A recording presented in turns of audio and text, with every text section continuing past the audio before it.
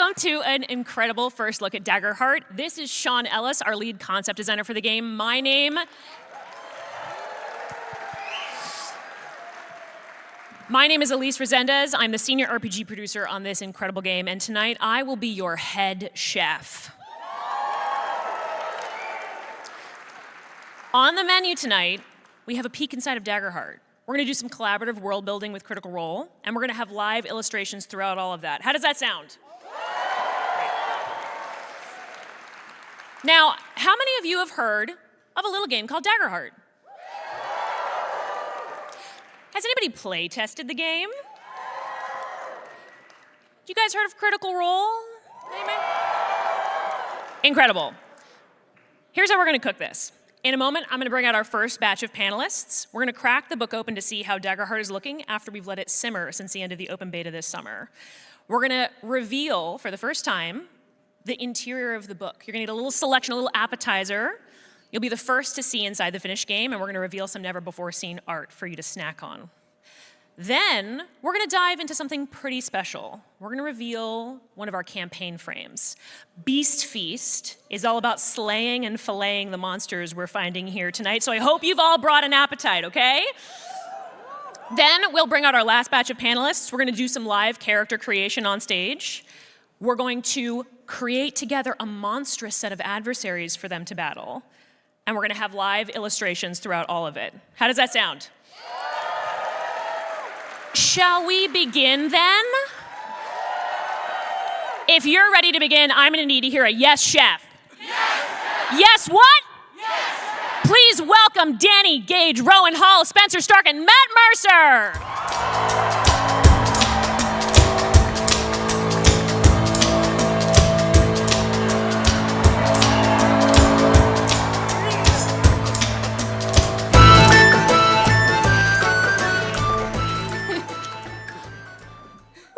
Good lookins. What are we doing? Hi, chef. Hello, chef. Yes, Chef. I'm going to begin with all of you introducing yourself and what you've done on Daggerheart, please.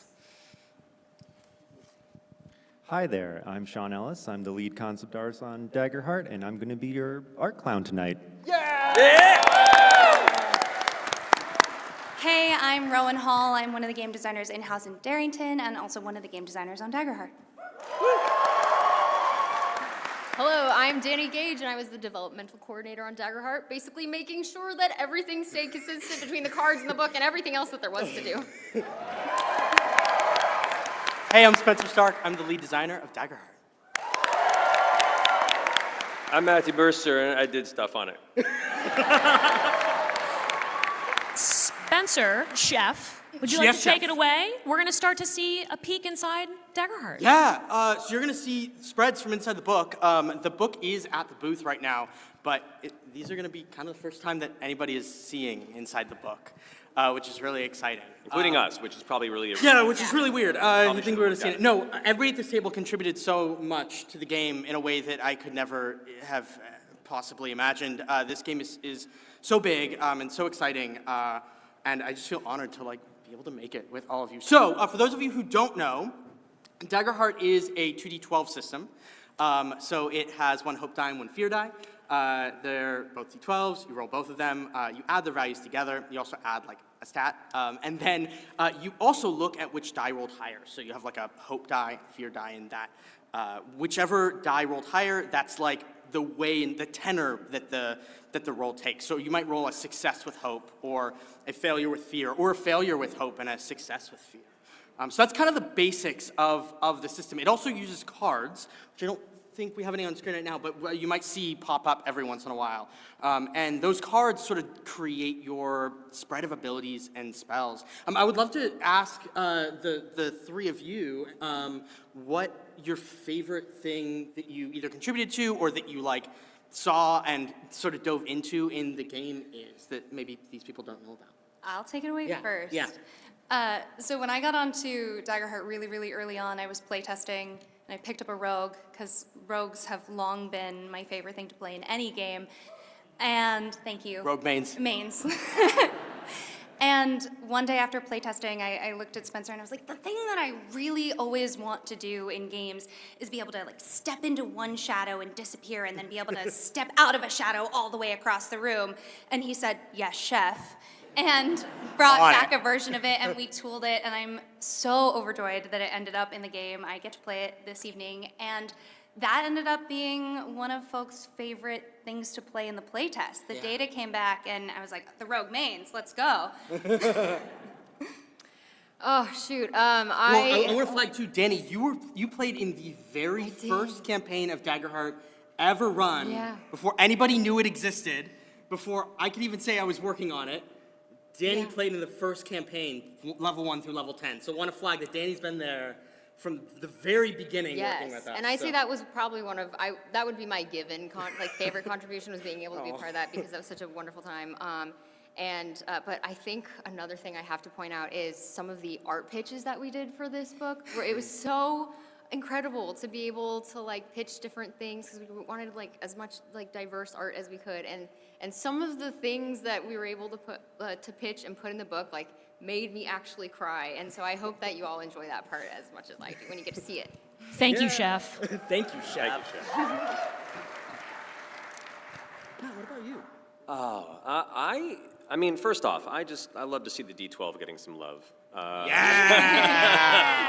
It's my favorite time. Really, the dodecahedron, if those who followed any of Campaign 2 knows, I'm a fan of the shape. But it's such a beautiful shape and geometry, and I never got the love it needed, so now we have it. Now it's the era of the D12. But no, I mean, as far as like contributing to this, my personal joy was going through with this team and just digging through all of the various class abilities and spells and like sitting together in rooms and going like, this is cool, how can I make it cooler? Those were fun.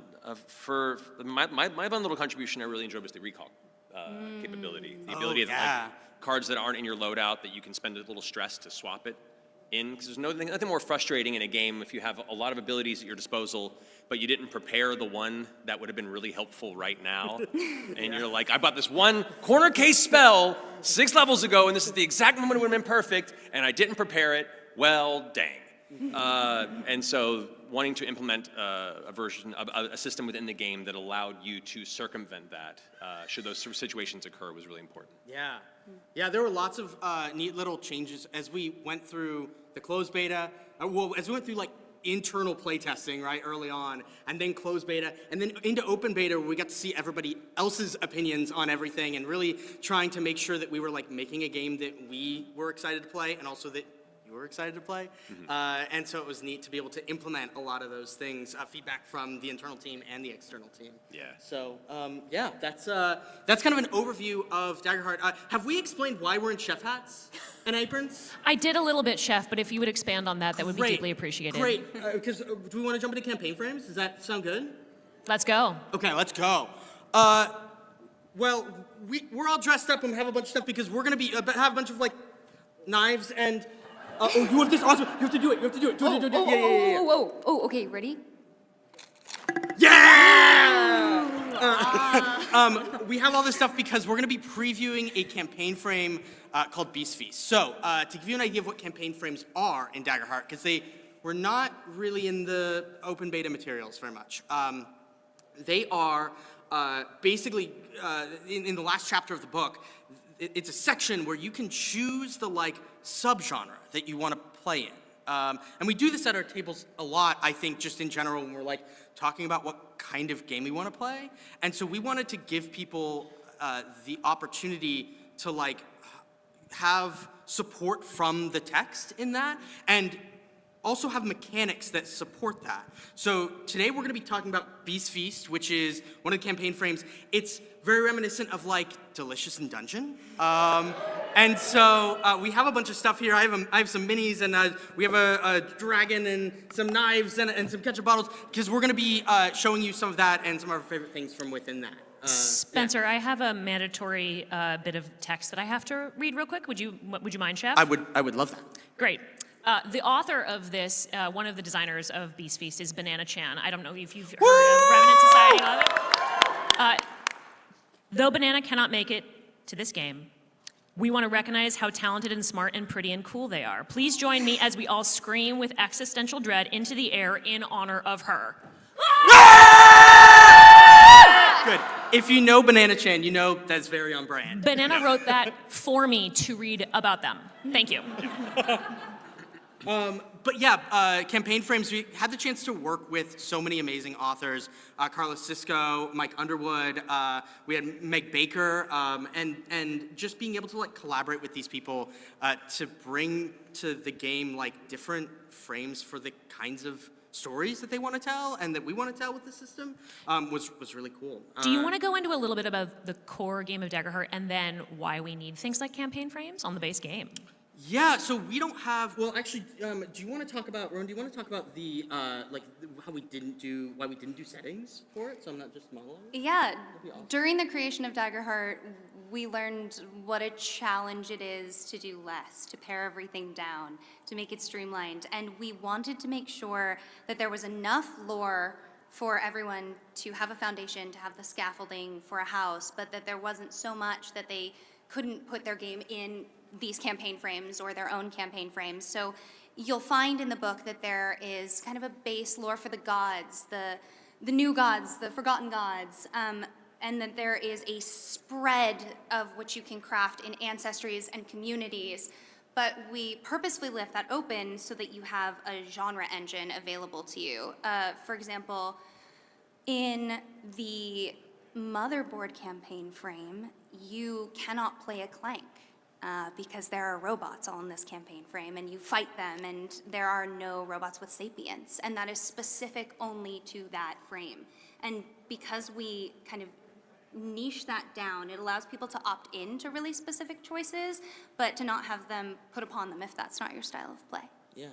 Yeah, you wrote a campaign frame for us, which was so exciting. Correct. Do you want to talk a little bit about what that process is like and how you sort of saw Sure. frames fitting in? Yeah, so I love setting books. I've written setting books. I've read many setting books, and I've run setting books. And there's a lot to be gleaned from that. But the more that you study it, both from community feedback and from just the history of it existing, it's not easy for a lot of people to grasp and run an entire setting book, let alone an entire campaign story.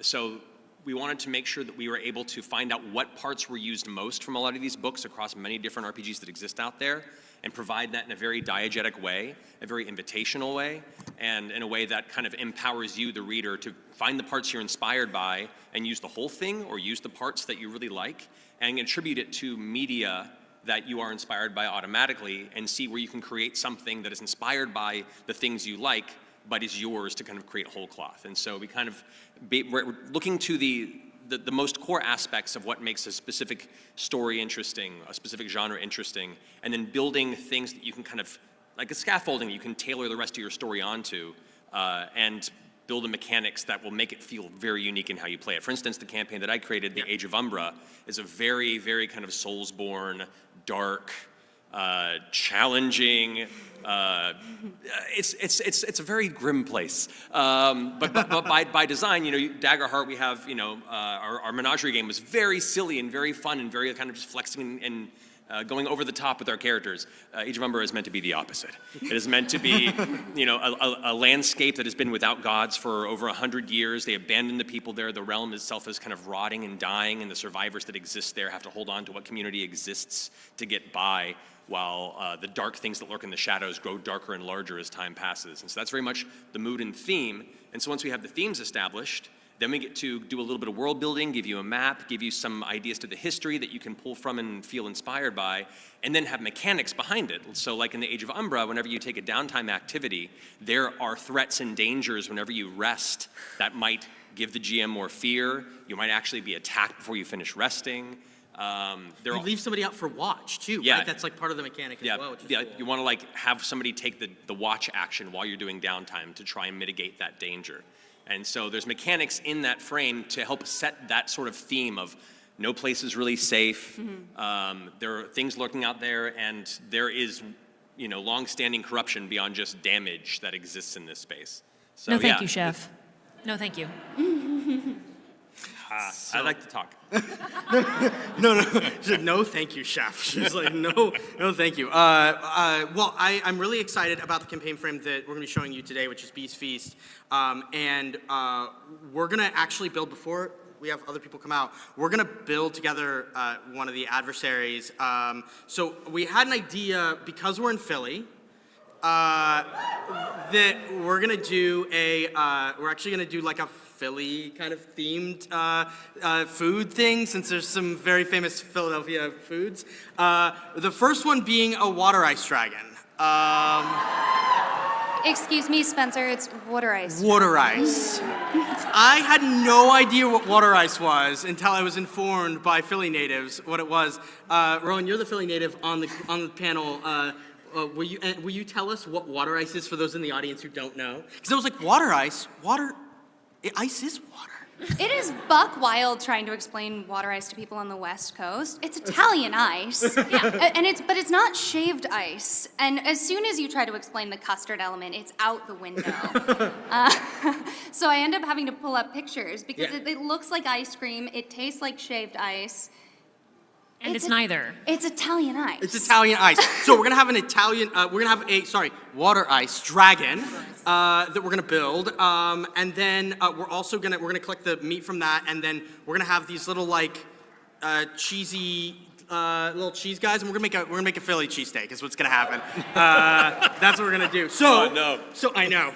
But Spencer, whose yes. recipe are we using? I don't. Whose is it? Is it? That's the biggest. Is it gonna be Pat's. Pat's?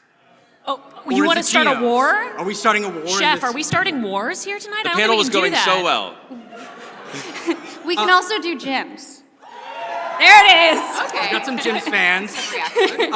Okay, so what I'm gonna ask for, and if people want to just raise their hand, I want the flavor of water ice that we want. Yeah, I saw the first one over there. Electric blue, I love it. Okay, Perfect. we're going electric blue water ice dragon, and then I need some ideas from you all around what's like an attack beyond just like a standard attack that this dragon might have. Yeah, I see one back there. Brain freeze. That's very good. That's really good. Good. Okay, I'm gonna figure out how to do that. All right, I need one more. Who has one? There's one there. Yes. Yeah. In the green. Splintered spoon. Splintered spoon. May all your fork tines shatter. Okay, so Shaun, you have like the base of a dragon made. Will you start to make that? Like, will you show everybody what you've done so far? And then, and then, wait, if we can switch. My to- lovely if we tech can. house, can we shift on over to Shaun Ellis's tablet, please? Can I have you start working on an electric blue water ice dragon for me? Ooh. It's a little custard and. So drippy. Let's cook. I love it. Okay, I'm gonna work on making some mechanics for that. In the meantime, we're also gonna do these guys. So these are little like chickens, but they like have, imagine like they have like cheese saliva coming out of their mouth.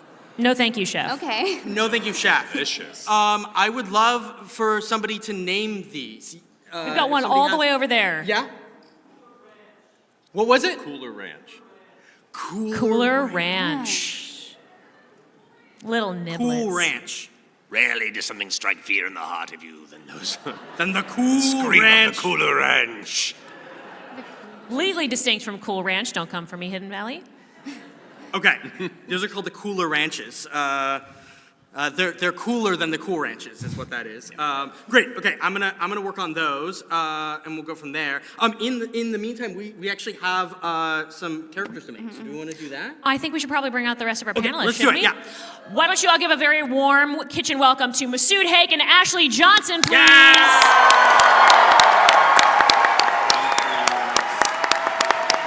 Thank you, Chef. Thank you, Chef.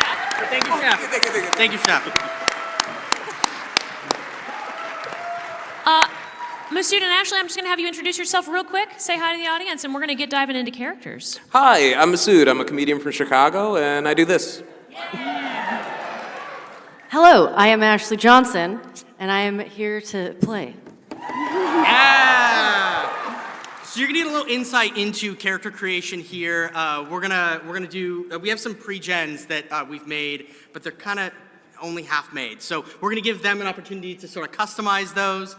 Shaun's also gonna work on some art for those as we do that, and then we'll build a little like encounter and play for a little bit, if that's okay with everybody. I'm going to take 30 seconds. Can we switch back over to Shaun's tablet? The coldest thing that Shaun has ever said is that by the time you're done describing your character, I'd like to be done drawing it. I'd like you to already see what this looks like as soon as it comes up on stage, because this is buck wild. So cool. Thank you, Chef. Thank you, back of house. Thank you, Chef. Okay, so let me give you the rundown on the characters that we have on offer today for us. So we have a warrior. Their name is Mortimer Mulberry. They're an order-born human, and they're like an. Let me pull out their mini. You don't have to follow this at all, but just they're like a little old man. The thing that you should know about, actually, we should back up. The thing you should know about Beast Feast, and Rowan, I think you came up with this. So do you want to talk about what like the premise of the adventuring party in Beast Feast is? Beast Feast begins in the small village of Elmore, which is out in the middle of the woods, and they haven't had anything bad happen there for decades and decades and decades, and that's because a wizard created something known as the lure and put it down at the bottom of this deep, deep cave system, and it attracts all the monsters and villains that might try to make their way and attack Elmore. But unfortunately, the lure is no longer working. It's starting to go out, and these beasts are starting to encroach upon the village. So someone has to go down into the cave system, and they have to fix the lure. But for all this time, everybody's forgotten how to fight, and there aren't any weapons in the village anymore. So the starting weapons in this campaign frame are all household items, like a butcher knife or a fishing rod or fireworks, and you might wear a baking sheet as your armor or a barrel lid. Exactly. You know, just a banana. A little pot hat? Yeah, that's so good.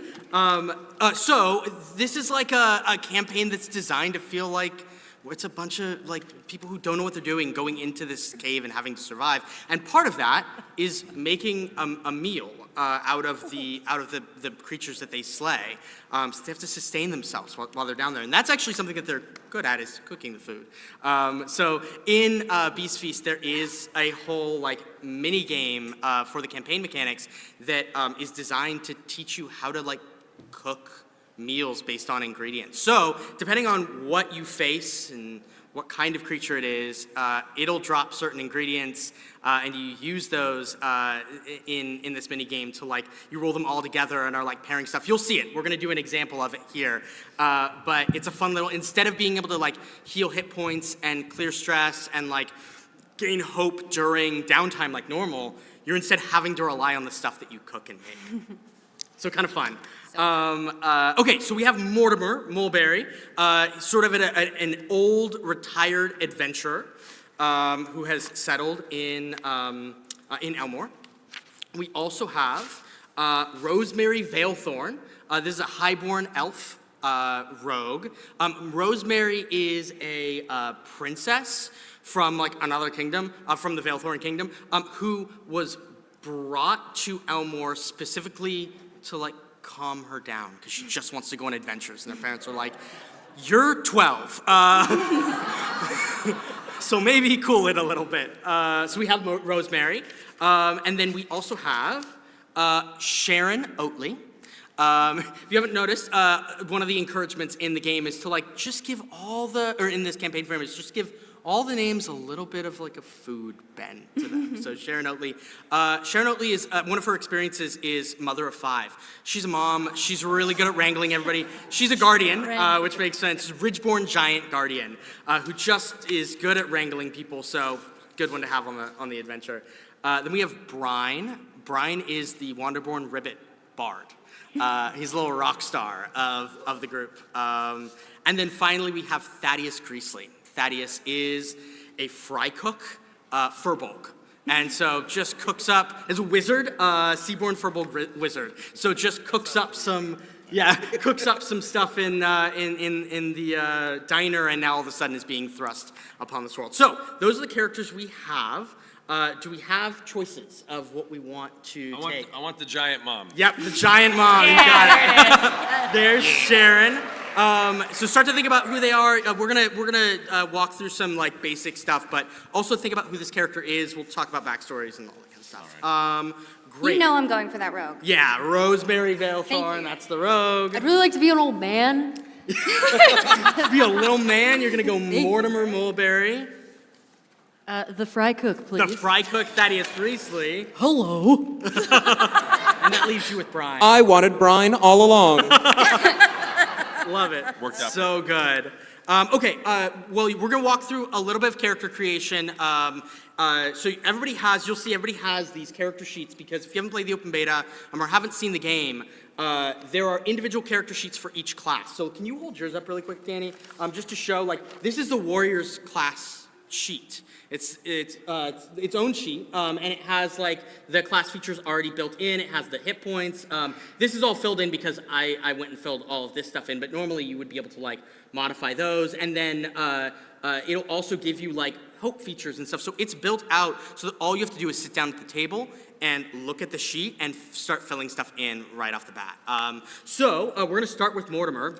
Yeah. Mortimer needs some stats. Yeah.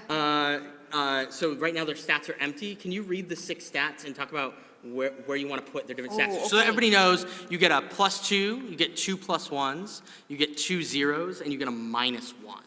Okay, That's so we have agility, we have strength, finesse, instinct, presence, and knowledge. So I think we're a warrior here, right? So to survive this long past the pre-lure days of adventuring, I think to have made it this far, we're probably going to be a little heavier in our more physical stats. For sure. And being a warrior. And being a warrior, yeah. So I think, he's a little, older. So Yeah. I think I'll choose to put some agility in there. Okay. But what do you guys think? Yeah, we'll put a +2 for agility. But what do you guys think about the rest of his stats? Where do we put our +1s at? Or -1s? I heard instinct. I was feel like if fast. you're old, you should have really good instinct. Okay, I like that a lot. We're doing a +1 to The instinct. +1 in instinct. Okay, which other one should we do a +1 for? Read out the ones that are left. Huh? We read out the Oh stats yeah, that we are still left. have strength, finesse, presence, and knowledge. Who thinks that knowledge should be the dump stat? Is that a -1? No. Oh, that's a clear Doesn't no, know everybody. anything. All right. I feel like I heard somebody say a minus in finesse, and I thought that was really funny. Yeah, let's Do we do feel that. like we want to go with that? Yeah. I love it. My old bones are getting a little slow, All right, okay, so we have our +1, a -1. We still need a +1, another -1. Or no, Presence. I heard a presence. Yeah. presence for +1. Maybe a +1. Yeah, Presence. Kinda okay, fun. let's do that. And we'll put 0. And then the rest are +0. I love that 0 is in strength, because I feel like this guy probably once was jacked. Yeah, but now not so much. It's been a really long time. He still thinks he's really strong, but he's... Yes. We'll get there. Okay, We'll get there. Okay, I love it. Next we have, I think that, let me check my notes just to make sure I'm doing it in the right order.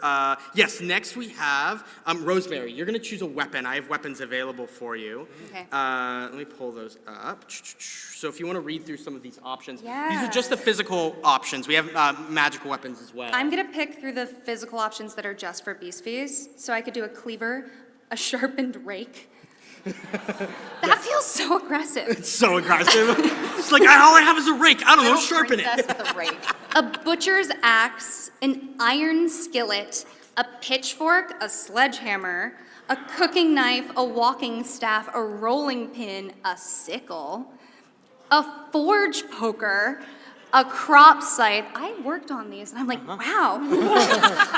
A fishing rod, a slingshot, and a firework launcher. Good. Okay, so my highest stat, being a rogue, is finesse, which means the obvious picks are slingshot, cooking knife, and crop scythe. I want firework launcher so bad. Do it! Let's go. But it's -1 to my finesse. Okay, Poll, do I wreck my stats and my vibe for a firework launcher? Or do I take a slingshot and skin it where the thing that I'm slingshotting is like, firecrackers. Firecrackers. Okay, I'm gonna ruin my finesse and take the wrong weapon. Story first, baby. Story first. So I'm a 12-year-old with a firework launcher. Perfect. It uses agility. It is a -1 to finesse. Thank you, Chef, for your sacrifice. And it's two-handed, y'all. Nothing can go wrong with this. Oh, but it's a D6 + 3, and it's very far. Okay. All right. Thank you, everyone. That's cool. Great. Now we're going to move on to Sharon. Sharon, you're going to choose some armor as the guardian. Here's your options. Okay. All right, so we got the quilted clothing, which gives me bonus to evasion. Thresholds are fairly decent. A leather apron, which, I'm halfway there. It's more cloth, but which isn't too bad. Base score of 3. Threshold's pretty decent. Tree bark armor, which is heavier. Being a mother of 5, I imagine she probably needs some tough to defend herself from the constant chaos. But in the higher end here, there is a baking tray breastplate, which is very heavy. So it kind of nixes some of my evasion and agility, but it's got the highest thresholds. What are we feeling, folks? The guardian. A lot of people are pushing for the quilted clothing over here. We're going Let's make some noise lightweight. for the quilted clothing. The baking tray armor. That's the one. Baking tray it is. Can you put Let's the cookies go. still on it? Not with the Can the still on cookies it. residue still be on it? Oh yeah, no, in any proper baking tray still has like the remnants of the last batch kind of like crusted and blackened to it. We're all just like picking off of your... Tastes so good. That's snacks yeah. for later. I love it. Okay, next we're going to jump to Brine. Brine, you have, thank you. You have an experience already listed, but you have one that's blank. So I want you to think about you can talk about what the one you already have on there is, and then think about what the next experience is. For those who don't know experiences, in the game, we have these little narrative tags called experiences. And they can be anything that describes your character in a fun, evocative way. And basically, when you can justify their use in a scene, you spend a hope, which is one of the currencies we have. When you roll with hope, you gain hope. And you can just apply that. So the one that we always use as an example is pirate, right? I'm a pirate, so when I want to do a piratey thing, I add pirate to my role. Sort of a one-to-one narrative. Also, it drives okay, how can I do this thing piratey so I get more of a stat, and that also helps to reinforce the character. So there are little narrative bits that help reinforce the backstory that your character has. So you already have one on there if you want to read the one you have. Yeah, the one I got right now is Life of the Party, which seems to make sense for Brian, the musician. And I was trying to think about what else might work, and he's a ribbit, and he's also the life of the party. So why not silky smooth? Silky smooth. Silky smooth. Not only his skin, but also in demeanor, right? Yeah, I love that. Thank you. Great, go ahead and write that down. And then one of the other pieces that you can put on your character sheet is in the class feature. Sometimes there's things for you to choose. So Thaddeus, you have a thing called Strange Patterns. Do you want to read what that is as the wizard? Yes, I will. Strange patterns. Choose a number between 1 and 12. When you roll that number on a duality die, gain a hope or clear a stress. You can change this number when you take a long rest. So I am going to choose... 7? Oh. Let's go with 7. Let's go with 7. Wait, let me see. Oh, I rolled 7! It was All right. Meant to be. You'll start with 2 hope as well, so make sure you fill that out. Okay. We're going to go down the line. Now that we've sort of had some time sitting with these characters, I want to know kind of what you're thinking as far as how they look, how they present, what their attitude is, how you imagine that they present themselves. Rowan, let's start with you, with Rosemary. So I imagine Rosemary being 12, which is right on the cusp between kid and tween.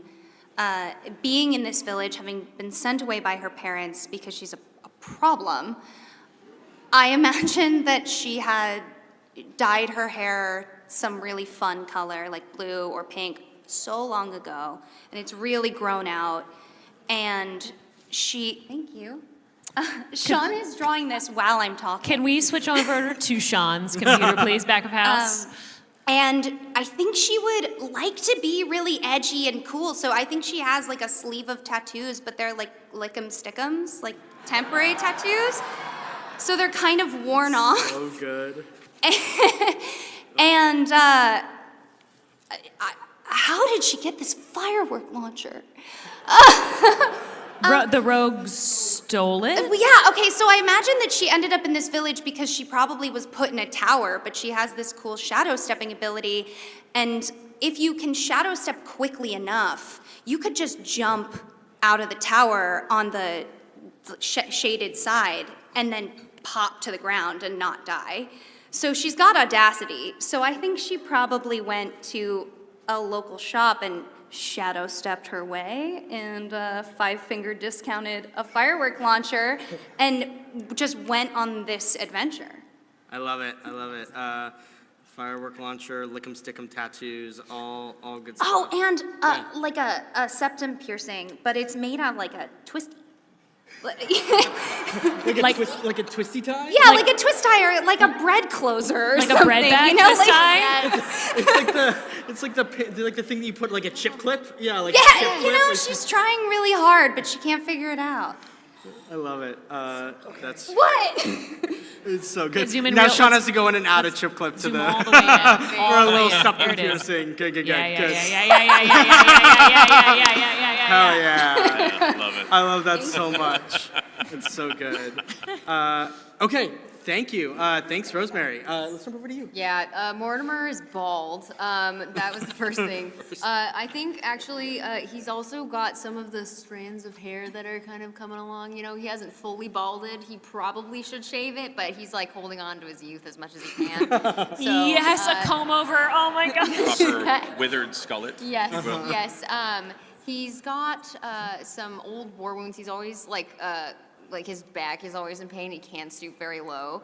And I think that he's always talking about the pre-lure days where real adventurers, you know, knew how to fight. We didn't use none of those pins or whatever you guys use now. This is a knife, but we'll pretend it was a rolling pin. The carrot. Yeah, I think. Just a full-on carrot. Oh, there we go. It's a little bad. What are we doing again? We're just talking about what they What look they like? look like, what their attitude is, like what they're just thinking He's about their tired. backstory. He's old Harrison Ford. Like, he's just tired. But he's also a good being. We love him. I love that. Great. What about you, Matt? What about me? I see Sharon definitely is that like perpetually quietly suffering household, guardian, both in class and just life experience. She loves her family. She loves the people around her, and she would express it more if she wasn't always jumping from one crisis to the next with like a heavy sigh, and just a hint of that anxiety, like, okay, I guess we're just gonna go. So I see her very much like, for whether it be Ike or Eddie or Tarn or Buffy or Funa, like all of them they are wonderful, vibrant children who in the next few years will stop driving me absolutely crazy. But until then, I have to make sure they don't perpetually keep trying to get themselves killed, which is all the time. So she's definitely proven herself as a protector. And this is one of the like other neighborhood kids are like about to jump off into a giant chasm, and she, without even looking, just like catches them and puts them back on the right path. I know since there's a sledgehammer, I'm seeing her with like a massive meat tenderizer. The edge of it has all the spikes edge it. And she, whenever the big hunts come back, that's where like she gets out her frustrations and aggressions. She just goes to the butcher and just like she just goes to town on just a massive hog of meat. But yeah, I think she was at one time maybe maybe a hunting party, but then she became a family lady, and a little part of her does look at the possible opportunity of shucking the responsibility of the kids off to like her sister for a little bit and be like, I'll go. Yeah, I'm right there. Y'all, I'm gonna miss y'all. I love that. So good. Can you give me, what's the name of the butcher that you're like friends with that you work with all the time? What's the name, do you think? Let's say Vildy. Vildy. Vildy the butcher. Vildy the butcher. He's a nice orcish fella. Okay. You know, portly, jovial. Sure. We might have dated a long time ago, but it didn't work out. We're like friends now. No, it's nothing like that. It's nothing like that. There's no spark there. It's been like 20 years. He's a good friend. Don't make it. One of your kids looks a lot like him. We don't have to talk about it. Chef, I'm just saying. Chef, we don't talk about that. Chef. My hair is blue. Amazing. Okay, thank you so much. Sharon, let's jump over to you, Brian. Yeah. Okay, in my head, Brian is tiny. He's just a little dude who's about yay big, and So little. so little. And I just keep seeing the image of the Warner Brothers frog and like Nat King Cole like mixed together, and so I'm like, he's just a little dude in like a very nice tuxedo with his little bow tie, and a very thin mustache, and a flop of hair that's just really pressed all the way back. And hands just always like at his side or behind his back, whether or not he's got like a little cigarette. That's appropriately sized. Yeah, I think that's Brian. Okay. That's Shaun. What color do you think Brian is? Oh, Brian is All those great colors for rivets. Yeah. I think his tuxedo is red and he's velvet blue. He's velvet blue. I love it. And then Ashley, what about you? Oh, boy. All right, let me get a look at him. All right. Oh, thank you. I feel like Thaddeus is he's very kind, which is one of the experiences that's on here is kindness. I think he's a little like embarrassed about his size. I feel like he kind of feels like Santa. You know? I think he's got tufts of yellow hair, because I feel like it was maybe white at one point, Okay. but it's turned yellow because of all the frying and cooking. God. I feel like he always smells like French fries and cabbage. I think he lives with his mother, Kathy, mostly just to take care of her, but he's learned everything he knows from her. Oil stains all over his apron and his hat, which I think he wears all the time, even to sleep. Where do you think he works? I think he works at the... I kind of want to ask you guys. Yeah. Like, what do you feel like is the name of a cool tavern? The Wawa. The Wawa? I work in the Wawa. Yeah, that works. The Wawa. The Wawa? Works at the Wawa. Nondescript, legally distinct. Legally distinct Wawa. Wawa. Excellent. Okay. Regularly works at the Wawa.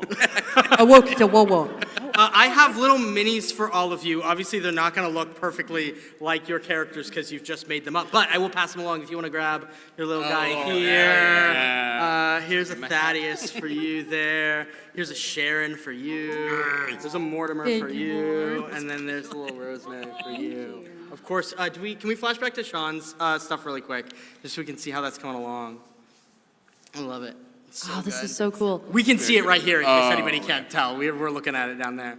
Okay, great. I'm going to, you know what we're going to do? Part of the tradition of Daggerheart, when we play our home games, is that we build maps at the table together. And so I have a bunch of terrain pieces here. We also have a bunch of stuff on the table. I'm going to like clear some of this area. Can we build what we imagine like the dungeon that you all are currently in, like the cave system carrot you all are cavern in? that we're The in? carrot cavern. Oh, yes, I Chef. love that. Okay. Oh, Making yes, the Chef. carrot cavern. So let's just get that started. If anybody has, here, I have a bunch of like stuff here. Yeah, you want to take that? So when we play, we'll just get like a bunch of, we'll just get like a bunch of stuff and just throw it on the table and like make the maps out of anything. Because there's no 5-foot squares in the game, you can kind of just like build your maps with everyday items if you want to. Okay, we have this stuff.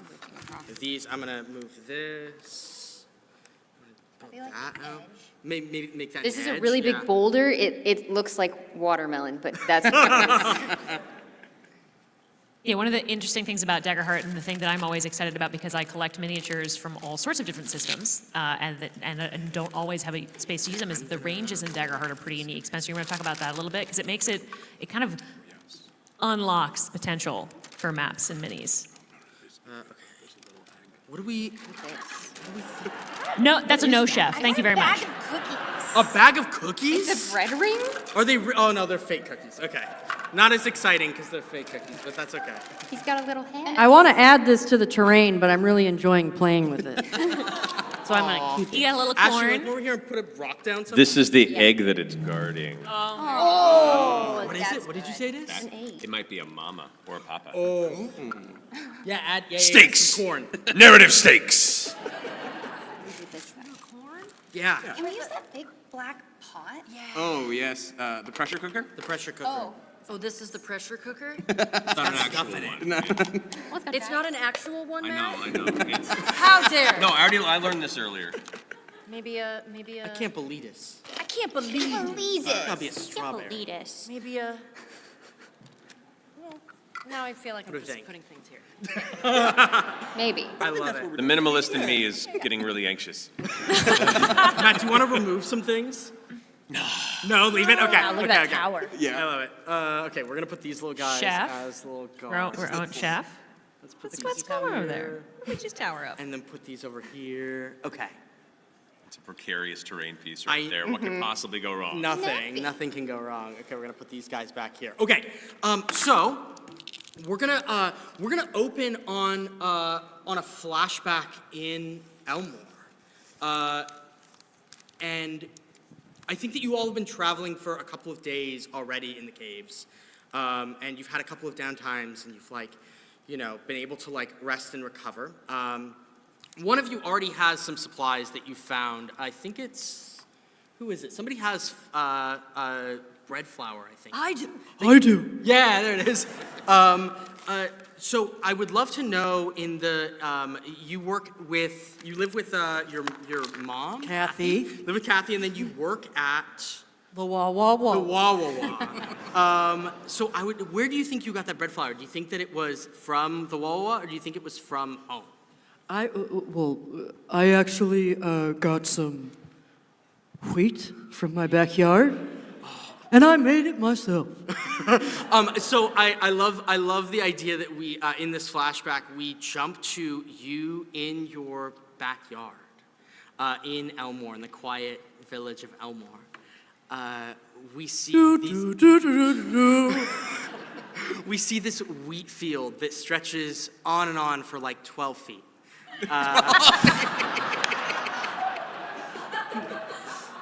In your backyard. What else do you grow? It's small batch. Small batch. What else do you grow here? Is this like a garden? I grow. I'm figuring out the voice here, everybody. I grow everything. Everything I make at the restaurant. It's all farm to table, from my 12 by 12 foot garden. We got tomatoes, we got cabbage, we got, whatever else you can grow. I grow meat. Don't ask how I do it, but I do. I think you hear Kathy calling from inside. Mother? Thaddeus! Yes. Thaddeus, you almost forgot. She runs over and gives you a little bundle of bread, fresh baked bread. It's in what is that, like a handkerchief or what would they hold over the, you know what I'm talking about? Like a bundle? Yeah, A rucksack. A rucksack! Thank you. It sort of wraps up this bread in a rucksack and then Mother, your bread is my favorite. Oh, thank you so much, Thaddeus. I wanted to tell you, and I didn't know quite how. I don't want you to feel bad for leaving, of course. You're going to do a great thing, but... Thaddeus, I'm gonna miss you. Oh, Kath. I'm gonna miss you too. We cut away from the 12-foot wheat field. Into Brian. Brian, where do you hang out? What's your, stomping grounds when you're back in Elmore? Oh, it's definitely the jazz lounge. He's laying on a harpsichord, just getting ready, stretching himself, looking at his music. All right, Daddy-O, let's see what's on the bill for tonight. Okay. We've done that one, we've done that one. You know what? Something needs to change in this set list. And you just see him kind of going over it. Yeah. They come over and go, Brian, you see this other ribbit, large, probably the size of, it's probably 3 feet tall, so very, large in comparison to you. Yeah. But more toad-like, hops towards you and goes, Brian, you're about to be on. Are you ready? Oh, Brian's always ready, baby. I am a star. And we see the lights turn in the jazz lounge, and we hear the announcement for you as we see you walk out on stage to perform. What's your instrument of choice? I have a lute, which is magical to some, but maybe I just play it really well. And and I just come up there and I start strumming, and you know what? I sing a song. I go, fly me to the moon, let us sit among the stars. Hey, let me see what spring is like. Oh, so very far. Come on. And it just goes into it a little bit. I love the Evangelion theme. Yeah. So good. We cut from there, away from there as the crowd is oohing and awing over you. Over to Sharon. Sharon, where do we find you in this moment? I mean, I'll say you find her not at home, which is a rarity. She's at a local park area, kind of an open, an open region. Let the kids play for a bit. So she's sitting on a bench, and her attention is in 7 different directions right now, as she's just kind of eating a sandwich and going Tarn, put that out of your mouth. No, Mom. Thank you. No, Tarn, put it down. Nope. Eddie, stop pulling on Ike. Hey! Eddie, leave your brother alone. Hey! Leave right here. I told you to take it out of your mouth. He's touching me. I'm going to count down from 5. If you're not back here at my feet by then, you're grounded for a week. 4. Yeah, a whole It's week. mine. Give it back to 2. me. Sharon! 1. And they all come scuttling towards you at 1. It's longer than it, they don't get back to you in time, but the effort was made. In the last minute, right? In the last second, they're all right, we'll come and do it. So they arrive at your feet here, and one of them raises their hand. Yes, Buffy? Mom, are you gonna be gone forever? Not if you're a good boy. Trauma. Okay, Mom. Look, giant households are very blunt. We move away from that. I love it so much. Over to Mortimer. Mortimer, where do we find you here? You find me in front of a 12 by 12 wheat field. Hey, Thaddeus, what's your mom's name again? Kathy. Oh, Kathy. Hey, Kathy, how's it going? I brought some of my famous mulberry pie for you if you got any of that bread of yours. That's so kind. I just gave away the last of my bread to my dear son. He's leaving for a while, and I'm honestly scared. He's been through a lot here, but nothing like he'll face in the caves. Oh, Kathy, don't worry. I've got this. I'll look out after him. You're sure? Oh, I would do anything for you, Kathy. Her eyes grow wide, and she looks down at her feet and then back up. Woo! And we cut away from Mortimer. Love it. Over to Rosemary. What do we find Rosemary here? She's standing by a 12 by 12 wheat field. Sup, Kathy? The song that Brian was singing, I think, turns up again in volume. Oh, so good. And we see a record player like pressed out of bark on this old spinning record player, and it's turning up and up and up to full blast, and Rosemary is having her like Alias 1980s montage of like putting on her cool outfit, and there's clothes everywhere, and she's painting her nails and dyeing her hair, and singing along so badly to Brian. And she's by herself, gearing up, and there is just a huge fireworks launcher, as big as she is, like in the corner. It's very Jinx-coded. She kind of looks at it and she's like, Who's your guardian? Do you have a guardian that oversees you here? Yeah, it's Mortimer, but he's never around. I don't know. He's a great guardian because he can't see very well, and he is never here. So she's like hanging out. She can like break into any of the food cabinets. Yeah.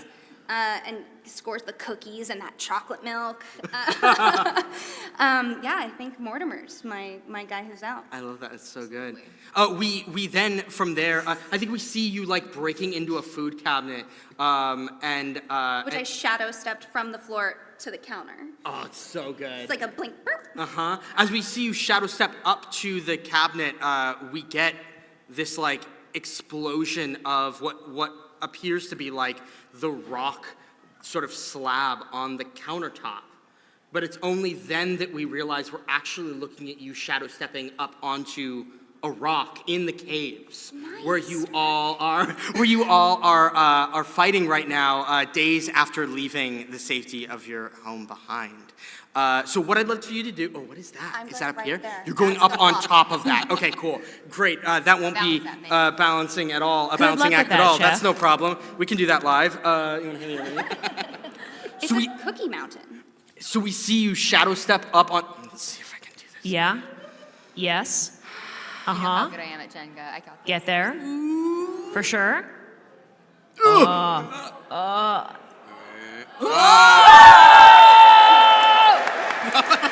Yes!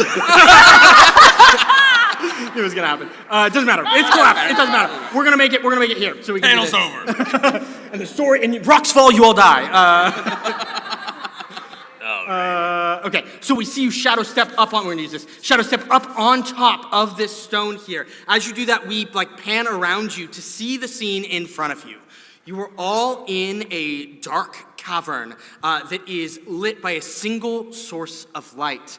It is the glowing, blue, vibrant, electric water ice dragon. Sorry, water ice dragon. In the center of the cave, it like erupts this just like ice beam that cascades across the top of the cave, icicles sort of pouring down on all of you. In the foreground here, we see all of these weird like sort of cheese chickens that have like a dusting of, they look like cheese colored, but they have like a dusting that's like multicolored, and you know that if you lick them, it's definitely Cool Ranch flavored. Ooh, is there sound? What is that? Chef. Chef? Oh, no. It's background music. Okay, It's the lure, the sound it's of the lure, ice. it's the sound of the lure. It's failing. It's You failing can hear it faster. reverberating through the caves, all the way up here. What's that noise? It's calling me. We pan over to all of you. Where do we find all of you in this cavern? I can place you if you want to hand me your stuff. Yes. Sharon, where do we find you here? I'm likely near the cluster of other people to try and make sure they don't do anything stupid. Got it. Okay, we're gonna put you here. Where do you think you are? I'm wherever Thaddeus is because I gotta watch out for him. Okay, Thaddeus, where are you? Okay, I'm gonna be next to Mortimer. Okay. Do you want to be like here? Do you want to be over here? What are you thinking? Maybe place me by the strawberry? By the strawberry? Yes. Right here. Okay, great. Okay. I can't And then believe you're gonna be this. there. Mortimer, And then I'm gonna put you right in the middle here, Sharon, if that works, because that way you're sort of. Works for me. I'm used to it. Okay, great. And then Brian, where do we find you? No, it's okay. I like being in the middle. I think Brian is right next to that watermelon boulder, just kind of. This one or there? Oh, that one. Yeah, still with the group. I need them to defend me. This one up here. This one right here. Oh no, the one you had first. This one Yeah, up here. yeah, yeah. Okay, great. We get a shot here of these two what are they called? Cooler Ranch? The two Cooler Ranches as they are rushing towards you alone by this watermelon, seeing your guardian friend here. I'm going to, as the GM, I get resources to be able to use as well. I get fear. So I'm going to take some fear here to start. I think it's down below. Where was it? It was in a pot. It was a pot. Elise, it's in that blue pot next to you, I believe. Or it's in a No, is it the pressure cooker? Oh, yeah, look at those. What? Look those up. Oh my God. Can we switch over to Shaun Ellis's computer again, please? Cooler Ranch indeed, ladies and gentlemen. those look delicious. They're like little Cheez-Its. Okay, we have 1, 2, 3, 4, 5. Doesn't like So I'm that. going to take 1, 2, I 3, love 4, them. 5. Great, I'm going to take 5 of those. Great. It kind of takes up the middleman of a few meals. Great, I'm going to start with 5 fear, because we have 5 players here. And we're also imagining we're in the middle of an adventure, so that's kind of a good estimate to start from, in the middle of an adventure. Great, we see the two Cooler Ranches running straight for you, Brian. What do you want to do? Oh, I would love to. I think I want to make a target with. I want to make one of them vulnerable. Okay. As I try to dodge out of the way to be like, all right, everyone, focus on this guy. Yeah, I think the one that's coming up right in front of me. As I'm moving, I will use my ability as a bard from the Troubadour class to be Epic Song. Make a target within close range, temporarily vulnerable. Amazing, and you have to make a roll to do that? Yes, I Okay, gotta great. use presence in the process of it. Great. Okay, so let me roll. Proper roll. First Oh, roll. First roll. All right. So we see one getting out ahead of the others. It runs towards you. We see you pull your lute out and start to play. What song, if we had to approximate a song, an epic song for you to play here, what would it be? An epic song for Brian to play. What cover are you doing? Oh, no, I'm ready. Hello, my lovely. Hello, my darling. Hello, my ragtime pal. Yeah. Okay. Oh, yes. It's a 10 with hope and a 7 with fear. Nice, so that's a 17. It's a 17. With hope. With hope. And then you add your presence. Oh, and I add my presence to a +2. That's a 19 That's a total. 19 with hope. That's a full success. Heck yeah. Great. So you're going to succeed here against this one. It's going to make them vulnerable. I'm just going to put a little thing by them so that we know they're vulnerable. What does it look like when you use this epic song to make them vulnerable? How can we tell that that's happened to them? I think it's like every one of Brian's fans. They're just caught up in the melody. I think there's a moment where they just start clucking along a little bit, moving their heads, Yeah. and using that opportunity to just hop on by. I love it. We turn to you here, Sharon, since you're nearby. What do you want to do? Well, based on the fact that they've already gotten into serious problems and these tiny little cheesy creatures make me uncomfortable, especially probably size-wise, well, quite larger than our little froggy friend. I'm gonna be like, okay, at least nothing's changed too much. I'm gonna turn back around to try and close the gap there, and I'm gonna go ahead and take my big meat tenderizer weapon and just try and come on down to the one that's vulnerable to try and use that opportunity to see if I can take it off the map. Nice. Love it. So you'll have advantage on this roll because it's vulnerable. So you'll use a Indeed. d6. 6 on that. That's a crit in Daggerheart. Yeah, wait, it's I literally rolled a 1 and a 1 on each dice, as well as a 1 on my advantage dice. So One's across the board, but it's once across the board, crit. but if you have the same number on both die, it is a crit It's a in crit, Daggerheart. So Daggerheart. out of the gate, I'm excited. way to go. Crittin', what does it look like here as you make a swing on them? With your meat tenderizer, meat right? tenderizer. Yeah. It's not like some epic giant swipe. You see her kind of crack her neck a little bit to one side, and it's just she's done this so many times Yeah. before. She looks over and makes eye contact with you, Brian, and just goes, "You did this whack, and just tries to smash it down there. Great, so you're gonna make a damage roll here, but you're also gonna do extra damage because of the critical. So what's your die that you use? A D10? Yeah. Great, so you'll have 10 to start, and then you roll a D10. So 10, that's 12 plus 3, 15 points physical 15 damage points on that of one. physical damage on those, and for every because it's a minion, because these are all minions, which is like an adversary type, you're also gonna be able to hit the one next to it for free, essentially, and take it out too. So you sweep from one to the other. Describe how you manage to get two of them in one fell swoop. So it's almost like I smash one with one heavy hit, and then when I withdraw it heavily the other direction, it ends up accidentally hitting the other one and splattering against the wall right next to where you are, Brian. Oh, a little bit gets on my face, a little cheese for sure. I immediately go like, let me get that. Thank you. Boom! They get slammed to the wall and just explode into cheese. Excellent, I love it. Wait, Cut over to Thaddeus here. wait.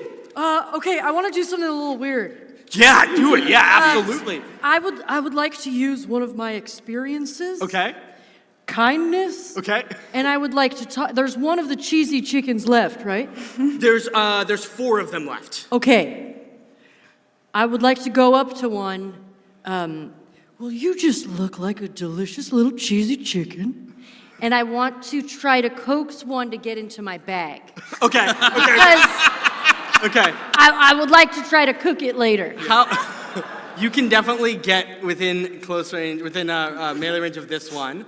You have to run across the front of the dragon as you do this. So we just see the dragon like its head swoops down. Oh, I didn't see him there. And unleashes a barrage of ice in your trail. But you're just so kind and so like affable that you just casually saunter across. I'm gonna have you make a presence roll here to see if you can convince this thing to get in your bag.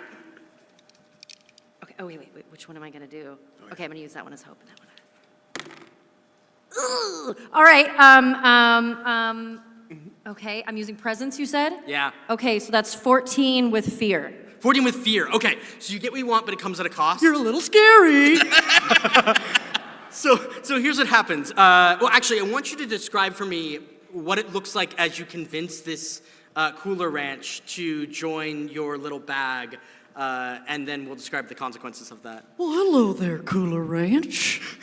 Do you want to get in my bag? Come on, get in my bag. You see it Get like in my bag. it like and like it looks scared at you, and then it like clucks forward, and then like and then like sort of turns its head. I'll give it some pets and taste it. Yeah. Taste it? Yeah. No. How does it taste? It tastes like chicken.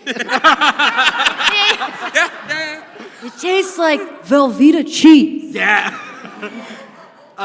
We see it sort of look at you, and then it nuzzles with a 14. It like nuzzles its head into your onto your like side, like your thigh inside, and it just leaves behind just like a huge splatter of cheese on you. Oh, that's all as right. it We can pulls add it to the away, mix. Like stretches, and then like shakes its head and looks at you as approval to jump into your bag. You get on in here. I'll just open my bag and just shoo them in. Amazing. It jumps into your bag. You now can put that you have a Cooler Ranch in your inventory. One Cooler Ranch. Cooler Ranch, alive. But For now. But as you're distracted by that, the dragon is going to seize the opportunity and make an attack. So its head turns to you, feeling betrayed by its little like minions that are supposed to be protecting it, and now you've sort of recruited one to your side. It is going to unleash a brain freeze on you. So I'm going to spend a fear, and I'm going to make a roll here. I need some dice, and they are right here. Great. You want to use mine? Oh, thank you. I can just use a d20 here. Oh man, that's not good. 5, but that's +4. That's a 9 to hit. That hits. Right? Or wait, evasion or armor? That evasion is 11. Yeah. So it does not Oh, it hit. does not So it unleashes this brain freeze, and you are just so caught up by this little friend that it like misses you. And I'm gonna spend a fear because it has relentless to go again. How dare So you. it unleashes again and is gonna. That's a 3. Nope. Actually. So describe for me how this dragon, so hell bent on getting you, just keeps absolutely missing as you're like tending to So this I person. feel like every time that he lets loose a brain freeze, I keep bending down to pet it. It's aiming for your head. Vroom, over the top, and you bend down, and then it like What was charges up that? again and does it again. Deep Mr. Magoo energy. Absolutely, I love it. We pan over to you here. Either of you, whichever one wants to do something. I'll say, Thaddeus, don't get hurt. Your mother will never forget me. And I'm going to run over and I'm going to pull from my sheath a old rusty sword, the hilt carved with the names of my old fallen comrades, and I'm going to attack the dragon. Love it.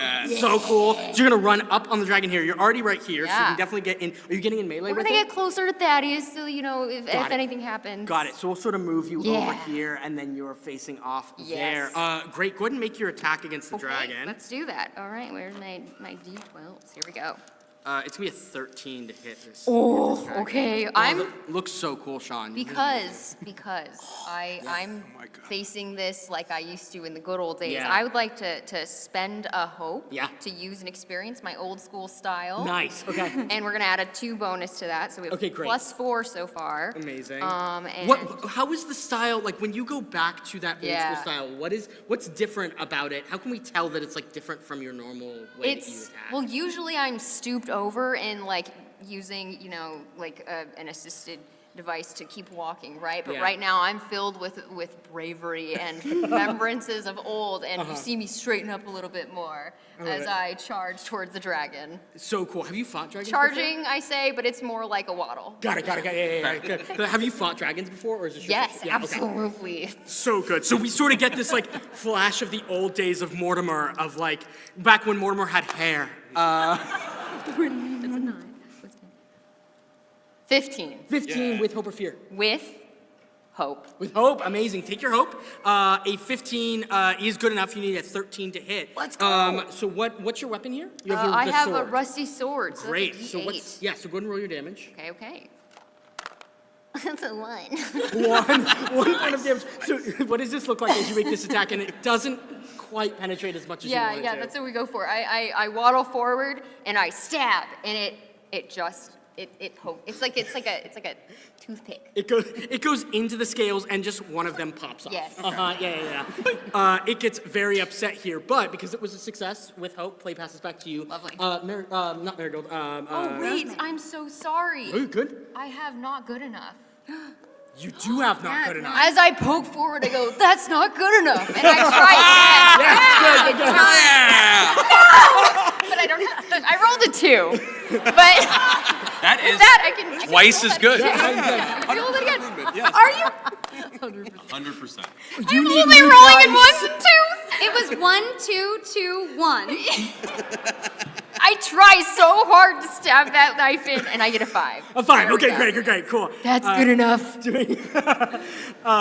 You watch as Mortimer just like tries really hard next to you to dig into this dragon, and it's just like, it's a little sad. We pan over to Velthorn here. What's it look like here as you?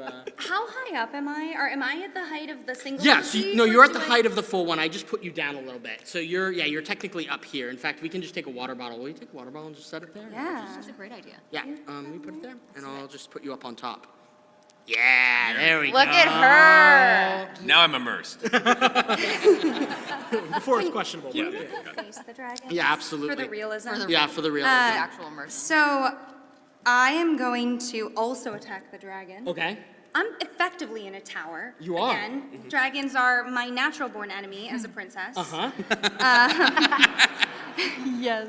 I am going to spend 2 hope. Yeah. And add both my experiences. Amazing. Sounds One good. is Velthorn royalty, because I'm a princess and this is my natural enemy. And the other is Scrappy, because what am I doing? I have no reason to be using this, so I like pull out my firework launcher, and I'm gonna wait until the dragon turns toward me. Yeah. And I'm going to try to shoot it right in the mouth. It opens its mouth. It's charging up another brain freeze here, pointing right at you. Oh, thank God. And I'm going to yell, "Eat this!" And it's 16 with hope. Amazing. That's a full success. When the fireworks explode, does it have like salt in it so it seasons it at the same time? That's a good question. No, it's probably like chlorine and toxic chemicals. It's like it sparkles. I love that. So, because I'm cloaked, I'm going to spend that hope to get my sneak attack. Yeah. So it's going to be 2d6 instead of the 1d6. Great. Plus 3. Oh yeah. 9, 10, 12 points of damage. 12 points of damage. Nice. Does 2 more hit points to this water ice dragon. You see it take hits as like the sort of icy facade of it starts to break away, and you see like meat, like muscle underneath. That you know you're going to be able to collect at the end here. As that happens, we turn back to you. What do you want to do? This dragon is looking kind of distracted and kind Yeah. of adventure, correct? I'm going to move just a little bit closer to where my friends are to make sure that if anything in trouble, I can maybe hop in and keep them safe. And let me see. Yeah, I think with all of this thing, what's its most sensitive and out in the open looking toe? Like, like, you know, like those big strength machines you test at the boardwalk. Like, I want to find the toe that looks the most available. Yeah, so make an instinct roll for me as you look around to see which toe is the best. All right, let's see. Instinct. I get no bonus in that. Oh, you have a 1, right? Oh, no, I do have one. Yeah, All right. you have one. I will say, I will spend a hope to use my Mother of 5 experience, that I'm very keen at knowing where the most vulnerable parts of a creature are.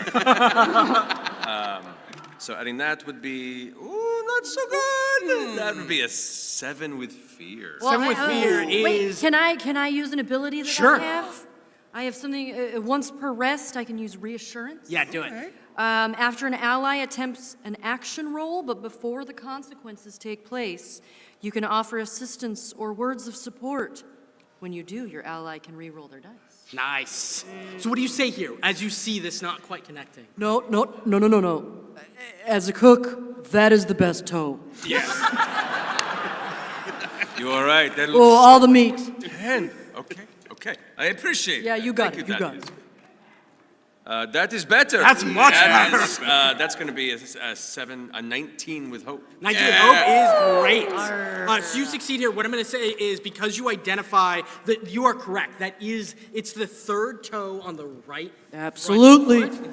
And because you have that, I'm going to give you advantage on the roll against this thing to hit it. All right, I go ahead and like just wring the edges of that tenderizer, look down at it, and give it a little wink. That's going to be 15 with hope. 15 with hope. Yeah, take your hope, and you will succeed on the attacks. One more damage. That'll be 10 points of physical damage. 10 points of physical damage is enough to hit it. One more hit point, you come down on the toe, and it like severs from the dragon here. I pick it up, put it in my pocket. Good, excellent. And then we turn to Brian. Brian, what do you want to do here? I see this dragon howling in pain. I can see it's about to go in a furious rage back at my party. And this is the job for someone to soothe this demon. I'm gonna use my spell Enrapture on this dragon to have its entire field of focus just on me. So that's the only thing it sees is me singing a song at it. And I will use Life of the Party. I'm gonna spend a hope sounds to good. burn that and add a +2. Okay.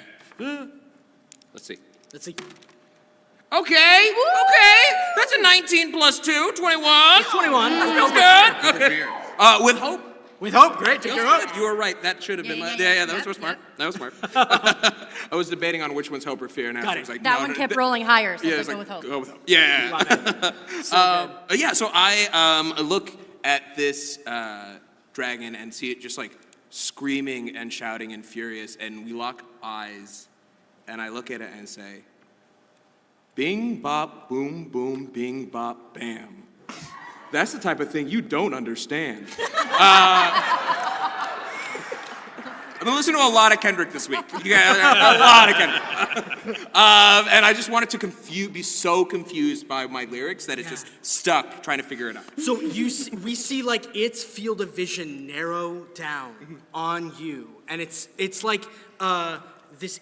It's an image of this massive dragon and this tiny little frog, as it like lowers its head and like snorts, and ice comes out its nose, and you see its chest is starting to glow. But because you rolled with fear, or because you rolled with hope, play passes back to all of you. What would you like to do, Thaddeus? Oh, I am going to take out my spatula wand, which we'll say is this. And I'm going to prepare and get it ready for a shot at the dragon. Yeah. So the dragon has their eyes fixated on Brian here. So you have the chance to make. Okay, but I'm going to stand in front of Mortimer. Love it. Okay. All I right. saw you leaving my mother's bedroom this morning.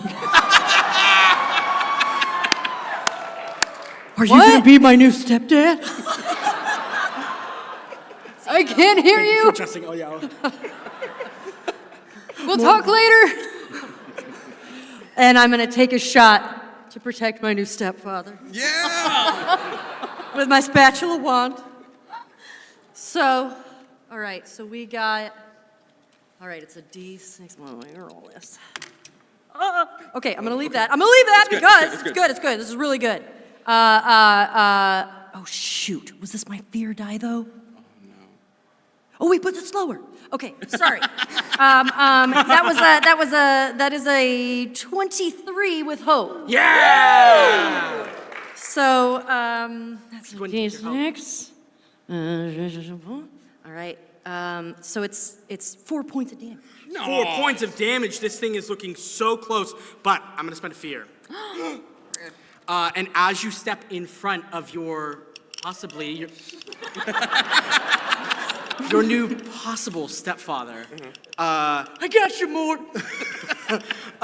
Keeping them safe, Brian. This thing's attention is on you. Keeping it on you, and it's gonna unleash brain freeze. So, it's okay. We're gonna make a roll. That's a 14 to hit you. Yeah, that hits. Yeah. Okay. It's gonna do. Yeah, please. It's gonna. Oh, let me grab. Yeah, thank you so much. We're gonna do 2D. Oh, yeah, 12. That is. Ooh. That is 17 points of damage. And I won't even use armor because that is just severe damage. So I will mark 3 hit points. You could mark 1 armor and reduce it from severe down to major. Oh, awesome. Then I'll do that. Yeah. I'll take it down to 2. Okay. So you two are having a moment, and you watch as Brian gets hit by brain freeze. It does 2d12 damage, and also it's gonna make you stunned. Yeah. Until they're able to like pull you out of that stun state. I'm gonna make a countdown. I need a d6. Can you make a d6? I got you, boo. Thank you so much. It's gonna be set to 3. Every time it counts down, every time like play turns back to me, I can count it down as like a move that I can make. It's gonna cost you a hit point. Okay. It's just gonna keep counting down until somebody pulls you out of this like brain freeze. My head just in like a giant block of ice Yes, falling over. absolutely. Yeah. We just your head, is in a perfect cube of ice, and you've just gone. Little Pikmin legs. Kind of. Kicking in the No, air. I was gonna do it's a metaphorical brain freeze, but I like so much better that it's a physical brain freeze. Absolutely. So somebody has to break you out of this. Is what it is. It'll take Yeah, time. yeah. That's fine. Okay, great. Play turns back to all of you. What would you like to do? See your friend in a block of ice. See the dragon.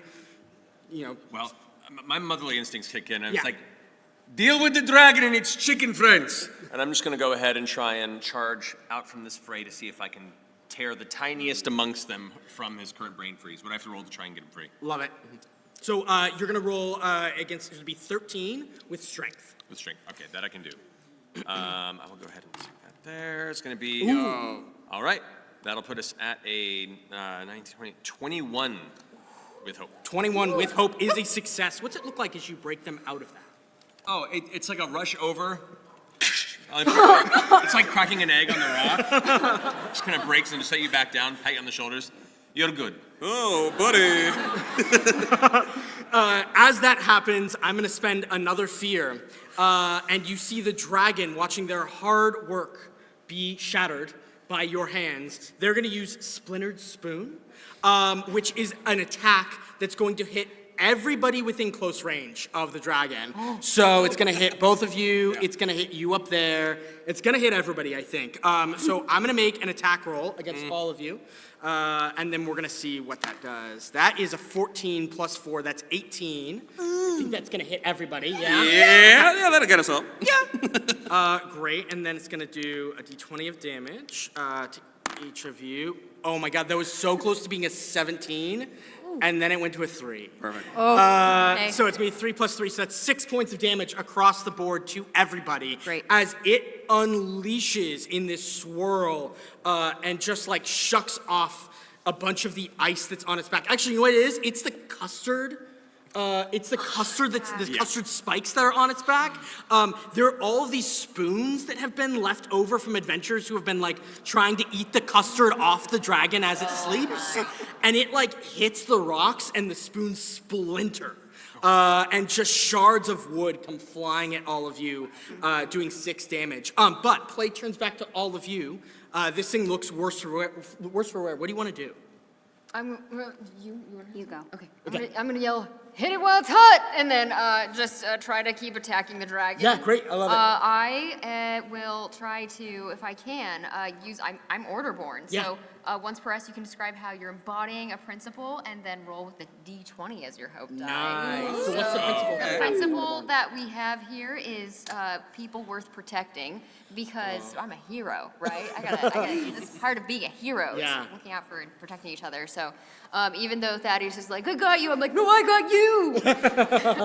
And so we are gonna do that. I'm gonna roll just Great. another attack with the sword. With the sword and the but with D20. a D20 Love instead it. as the hope.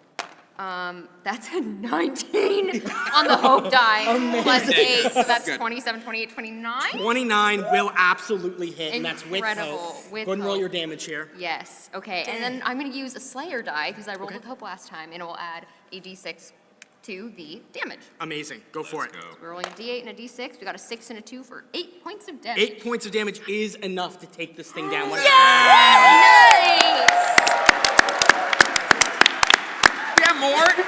Mortimer reaches back, he's ready to go, and he sees all of the incredible damage that all of you are doing, and he's like, just wait till you're my age, and he stabs forward, and it just keels over. Yeah. We see the ice, the water ice, like melt off of the dragon. The custard sort of like melting down and like dissolving into the ground, just leaving just a perfect like dragon steak. Like a slab of dragon steak ready for you to collect. So, with the fight over, you're gonna get a couple of things. You're gonna get, you killed, what, 2 of the cheese? Yeah. Guys? The And we have cooler a ranches. living And a cheese living guy. one? Hey, Jillian, one, do you We want got to cook the Cooler living Ranch. one? Say again? Do you want to cook the living one or no? You better believe it. Okay. Can I get a fire started and, Yeah. and can we eat some Cooler Ranch and some dragon steak? Absolutely. So we cut to the campfire where all of you are making your dinner here, and we see the fire like roiling underneath the skillet. I give Mortimer the best cut. So we have a dragon steak, and we have these Cooler Ranch. Like cheese that you've collected from them. So you're gonna have, the way that it works in this campaign frame is that each of the ingredients that you get as a player has specific components. So like savory or sweet or salty, and they all correspond to a die size. So the dragon steak is savory 2, weird 1. Which means you're gonna get 2d12 and 1d20. So let's just gather some of those. 2d12, 1d20. Ron's got some here. And then, oh yeah, Put these in the pot as yeah, well. perfect. Yeah, I love that so much. Perfect. And then we're gonna have cheese. So you have they're gonna be salty 2. You have 3 of them, right? So we're gonna add all 3 of those. If you want to do that, that would be salty is a d6. Okay. So you're gonna add 3d6. Oh my, I love that they're going into the pot. Yeah, right? That's so fun. You have they're salty 2, so you would have 6d6. 6. Oh, okay. Okay, Here's do you 2 need more. some extra? And then somebody has bread, right? Yeah, somebody Yes. does have bread. Oh, I do. Yeah, you have bread. Kathy gave me bread. So we pull out the bread. What are the components on the bread that you have in your inventory? Savory 1. Savory 1. Great. So you can add 1 more d12 to I that have a pile. little die. A little d12.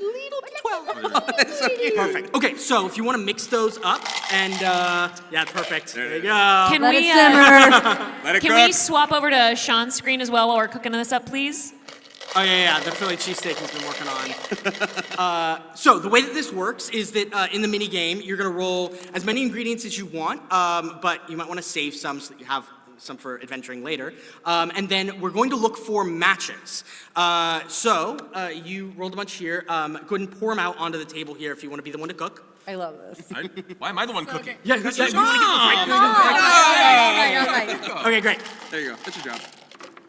That was so fun. Okay, you're gonna look for matches here. Do you see any that are matches? Yes, there Okay, are matches. Great. So what did you match? Okay, we've got 2, we've got 3 matches. Spencer, do the matches have to be in the same type of die? No, so they can be any matches be of any any type? dice. Yeah. So which matches? So we've do you have? got 2 5s, 2 4s, and 2 8s. Wow, that's a great meal so far. So if you don't have any matches, you discard a die and then you roll again. But because you had some, we put those off to the side and you re-roll all of those dice. So you keep cooking. Yep. Okay. Let's see here. Nope, Any matches? no matches. No matches. So discard 1 die, whichever one you want, Okay. and then roll put them the again? rest back in. Yep. I don't know why. We're I gonna cook put until them you have here. 1 more die. No matches. No matches. Okay. Go ahead and discard 1 die and then keep cooking. Okay. I know I don't have to put them in here, but it's fine. No matches. No matches. Okay, so that's totally fine. You Okay. cooked a great meal at the very beginning. Great, okay. So how many do you have there? Do you have 5? So we have 2 5s, 2 4s, 2 8s. Okay, so we just take the value of the dice. So we have 5, 4, and 8. Great. So we're gonna add that together. That would be 17. Great. So everybody can clear a number of stress. Obviously, we only play a short thing here, but the way that it would work is like when you take that downtime, you can clear stress, hit points, and you can gain hope. Using the number 17 split across however you want. So if you want to clear 6 hit points, if you want to clear 6 stress, and then gain 5 hope, you could totally do that. You rolled great with that meal. So yes, that's kind of how the cooking mini game would work. There's also additional rules, and I don't know if you want to talk about the things that we did where you add features to because I remember we were talking about doing that. Yeah, but- just having certain special ingredients, certain special creatures that have been defeated, and getting to create a meal with them and then actually have them give benefits until the next time you have downtime. So there are abilities where you can make really magically enhanced meals, essentially, that can give you additional bonuses and additional benefits for a period of time after you've all been able to sit down and enjoy the fruits of your labor. I love that. And then Ashley, do you wanna describe that? Well, actually, Shaun was drawing a Philly cheesesteak. Yeah, can we So let's put flip to that the really screen quick. back up and we'll reveal the The final meal here dragon for Philly PAX Unplugged? cheesesteak.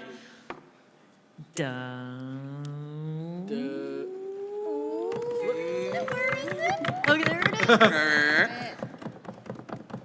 Yeah! So good. Very cool. Okay. It's actually making me really hungry. Yeah, me too. We'll get a cheesesteak after this. Yeah, Cooler yeah. ranch. Well, thank you all so much for playing. I hope that you all got a little Thank you for insight coming, into the way everyone. Daggerheart plays and also the way Beasties plays. Yeah. Thank you so much for coming out. For anybody who's interested in seeing the actual books, we have some digital printed copies of Daggerheart at booth 3535. Pre-orders for Daggerheart are open now. This has been a Daggerheart First Look World Building with Critical Role. Thank you to all of my incredible panelists for coming out. There's a Daggerheart live show just across the river. Yep, Across tomorrow night. Tomorrow night. We're doing a We're doing our Christmas live show, the Cast a Critical Role. It's going to be kind of a late 1980s Christmas time, modern, middle America. My Christmas kind of theme for it, inspiration, is the movie Gremlins when it comes to like Christmas movies. So it should be a fun romp. So yeah, hopefully we'll see some of you folks there. Yeah. And thank you for joining us for PAX Unplugged 2024. Have a great night, everybody. Thank you all so much. Let's go.